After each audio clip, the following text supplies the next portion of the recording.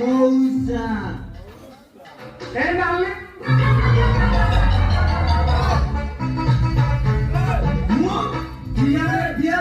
ଆପଣଙ୍କ ପାଖରେ ପହଞ୍ଚି ଗଲି।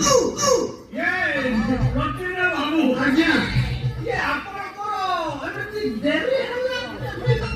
କି କଥା କହିବି ଆଜ୍ଞା, ବ୍ୟାଙ୍କରେ ଆଜି ଏତେ ଜାମ୍, ମୋ ମୁଣ୍ଡ ଖରାପ ହେଇଗଲା।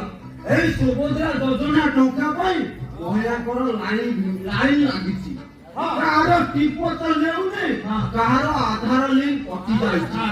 ଆଉ ଯୋଉ ମୋଦି ସରକାର ଯୋଉ ଭୋଟ ପାଇଁ 3000 ଟଙ୍କା ଘୋଷଣା କରିଦେଲେ, ବୁଢା ବୁଢୀ ତ କିଛି ମାନିବାର ନାହିଁ। ବ୍ୟାଙ୍କରେ ଏକାଥରେ ଲାଇନ ଲାଗିକି ଠିଆ ହେଇଛନ୍ତି। ହଉ ଛାଡ଼ନ୍ତୁ ଆଜ୍ଞା ସେ କଥା।